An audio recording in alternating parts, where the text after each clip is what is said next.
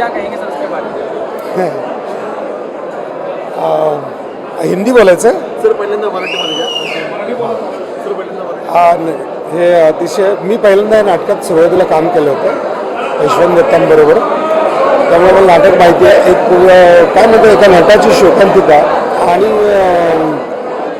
त्याचं वैभव सगळं गेल्यानंतर काय अवस्था होते ते अतिशय म्हणतात मार्मिक आणि अतिशय गोड पद्धतीनं सांगितलं आहे. मुख्य म्हणजे एक लाईटर टोन ठेवला आहे सगळ्या ह्याच्यामध्ये, तो अतिशय बेस्ट आहे.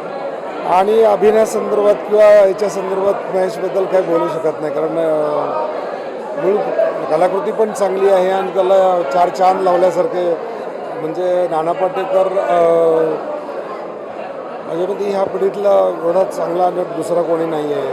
म्हणजे नट म्हणून तर आहेच, माणूस म्हणून पण आहे. आणि महेश मांजरेकर एक चांगला डिरेक्टर आहे आणि त्यांच्या हातात ही चांगली कलाकृती. मेधानी चांगली, एकंदरीत फार चांगली भट्टी जमलेली आहे. आणि एक मेजवानी आहे नवीन वर्षाची 2016साठी. मला वाटतं मराठी ऑडियन्ससाठी ही एक खास मेजवानी आहे, त्यामुळे सगळ्यांनी त्याचा खूप आनंद घ्यायला पाहिजे. ज्या काळात होता त्या काळाशी तो सुसंगत होता, पण आता जेव्हा फॅमिलीज वेगवेगळ्या झालेल्या आहेत तेव्हा आत्ताच्या पिढीला तो कितपत भावेल आता? नाही, उलटं आत्ताच्या पिढीला हे जास्त आवश्यक आहे की विभक्त कुटुंब पद्धतीमुळं म्हणजे त्याची सुरुवात झाली. त्याचे सगळ्यात वाईट उदाहरण म्हणजे आत्ता झाले की आता नवरा बायको पण बाजूला व्हायला लागले. आत्ता तरी ते एकमेकाला सांभाळून घेतात. दुसरी गोष्ट, परत काय असतात ना की काय माइलस्टोन असतात, हे परत इतिहास झाला ना. हा इतिहास परत लोकांसमोर परत कधी मिळायला बघणार नाही. दुसऱ्या कोणाची ताकद पण नाही असं ते इतक्या चांगल्या पद्धतीनं करण्याची. त्यामुळं एक चांगलं काहीतरी घडून गेलं आपल्याला. एक ठेवा आपल्या सोनेरी पान आपल्या ह्याच्यात ठेवण्यासारखं आहे, असं ते काहीतरी होऊन जाईल. नाना पाटेकरांच्या अभिनयाबद्दल नाना हा अतिशय मनस्वी आणि अतिशय काय म्हणतात त्याला, त्याचा आवाका इतका मोठा आहे आणि कुठलं काही सोडणार नाही तो. त्यामुळं तो अतिशय सुंदर, म्हणजे एक काय म्हणतात त्याला, मैफिल आहे, मैफिल.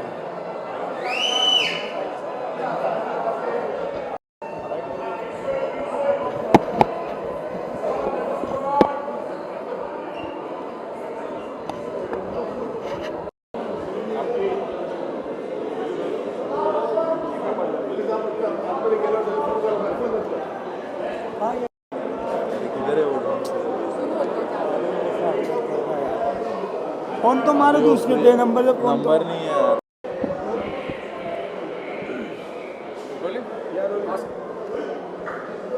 सर, नटसम्राट हा अजूनपर्यंत स्टेजवरती बघितला होता लोकांनी, पण आता जेव्हा सिल्वर स्क्रीन म्हणजे मोठ्या स्क्रीनवरती बघायला मिळणार आहे तर एक नवीन वर्षाचं एक नवीन मेजवानी त्यांना मिळते, तर त्याबद्दल काय सांगा? खूप चांगली गोष्ट आहे. मला वाटतं की नटसम्राट हे एक माइलस्टोन नाटक होतंच आणि कुठेतरी ते त्रास देत होतं की त्याचं कसं आहे की ते नाटक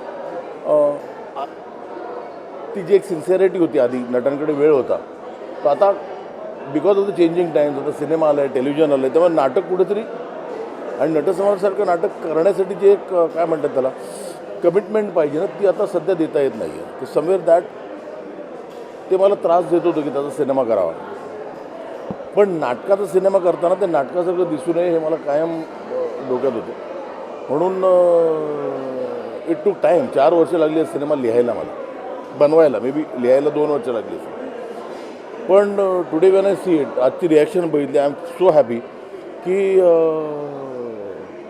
नाटकाचा सोल कुठे न हरवता तो कुठेही नाटक वाटत नाही.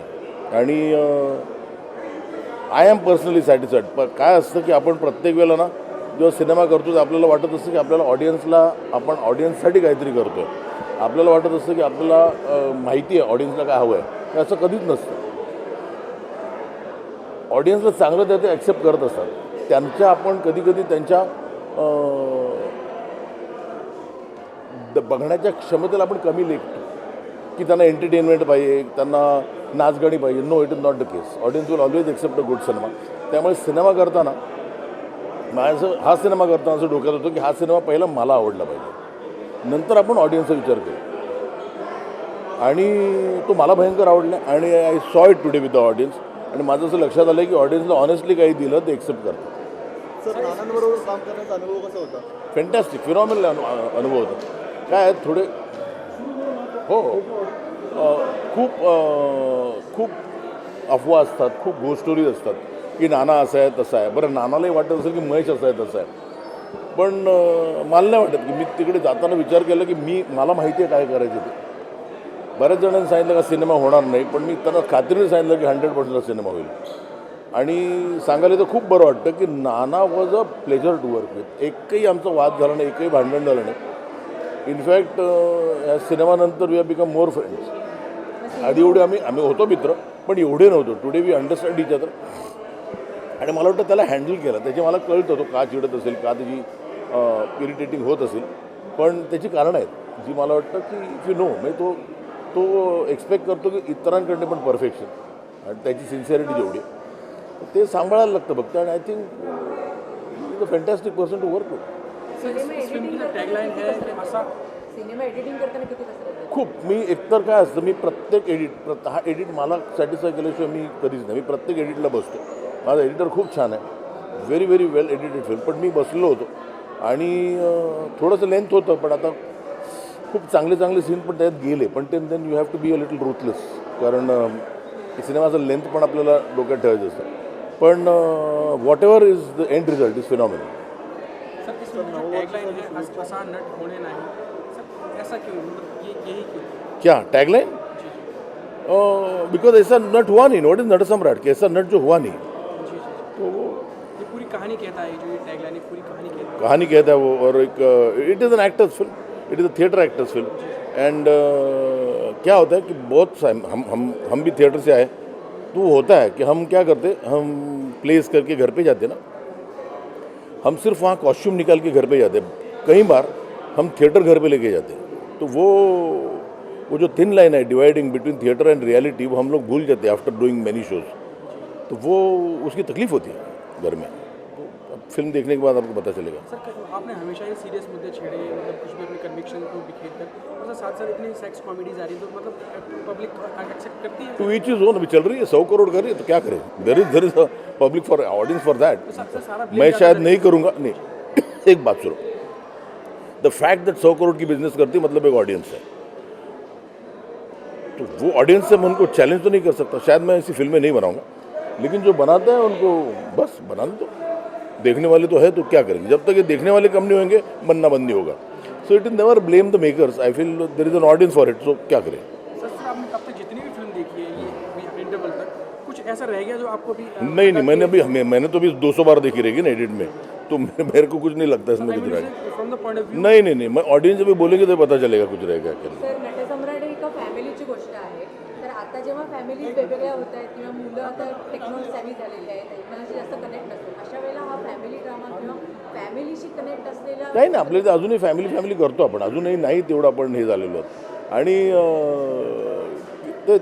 ती एक गोष्ट सांगितलं मी नटसम्राटची, त्या काळातली आहे. त्यामुळे ते त्या काळातच सांगायला लागतं. मी तो काळ आजच्या काळातला नटसम्राट दाखवलेला नाही, तो काळ तो आहे. त्यामुळे मी ती त्या काळातल्या त्या एका नटाची गोष्ट आहे. थँक्यू. आम्हाला भेटलं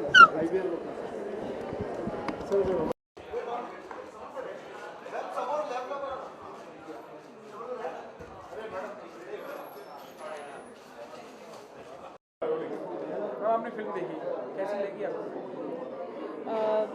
मतलब काफ़ी साल हो गए शायद जब मैंने ऐसी फिल्म नहीं देखी जिसमें लेखक निर्देशक थिएटर के बारे में इतना सुंदर तरीके से जिक्र किया हो. ये बहुत सुंदर संहिता है, स्क्रिप्ट इसकी बहुत तगड़ी है और मैं इतना रोई हूँ फिल्म देखते वक्त. बहुत खूबसूरत परफॉर्मेंसेस हैं हर एक आर्टिस्ट के. नाना सर, मेधा, हर एक आर्टिस्ट बहुत सुंदर परफॉर्मेंस है. तो मैं कोई अपेक्षा लेके नहीं आई थी, लेकिन मेरी झोली तो पूरी भर दी है. And I think entire credit is Mahesh Manjrekar's. ऐसी फिल्म जब आप देखती हैं या फिर ऐसी बनती है फिल्म, तो कितना मिस कर पाती है कि काश मैं भी हिस्सा रह पाती, या मुझे भी कुछ ऐसे रोल्स ऑफर हों जो एक माइलस्टोन साबित हों. आपकी कृपा से मुझे ऐसे रोल्स मिले हैं, लेकिन नटसम्राट के बारे में मैं ये कहना चाहूँगी कि इसमें हर एक कास्टिंग, हर एक एक्टर इतनी एप्ट तरीके से चुने गए हैं. उन्होंने इतने सुंदर काम की, मतलब इतना सुंदर अभिनय किया है कि वो अभिनय लगता ही नहीं है। फॉर एग्जांपल मृण्मयी देशपांडे या नेहा हो, छोटे छोटे काम जिन्होंने किए हैं, विक्रम गोखले सर हो, उनको देख के ऐसा बिल्कुल नहीं लगता कि इनको मैंने रिप्लेस किया होता तो कितना अच्छा होता। बस उनको बहुत सारी कॉम्प्लीमेंट्स देनी है कि उन्होंने बहुत तगड़ा परफॉर्मेंस दिया है। कोई भी एक सीन जो आपको याद आता है कि वो सीन बहुत अच्छा था, इससे आप रिलेट कर पिछले 2 घंटों में जो भी सीन्स मुझे दिखाए गए हैं वो हर एक सीन मेरा पसंदीदा सीन है। रोंगटे आए काफ़ी जगह, और एक एक्टर की जो व्यथा थी वो मेरे दिल तक चुभ गई है, पहुंची नहीं, चुभ गई है। आप विश करेंगे कि ये फिल्म हिंदी में बने और एक बड़े लेवल पर पूरा हिंदुस्तान देखे? बिल्कुल चाहूँगी कि महेश मांजरेकर, नट सम्राट के निर्देशक, ये तय करें कि इस फिल्म को हिंदी में भी प्रदर्शित किया जाए। हम कुछ इस फिल्म के बारे में बताएंगे, क्या था और ऐसा क्या दिल को छुआ जो आप चाहती हैं या फिर आपने देखा जो आप बताना हमसे शेयर करना चाहें हमारी ऑडियंस से? मैं ये कहना चाहूँगी कि नट सम्राट एक बहुत ही लेजेंडरी प्ले है जो हमारे ज्ञानपीठ पुरस्कार विजेता कवि हैं कुसुमाग्रज वीवा शिरवाडकर, इन्होंने लिखा था।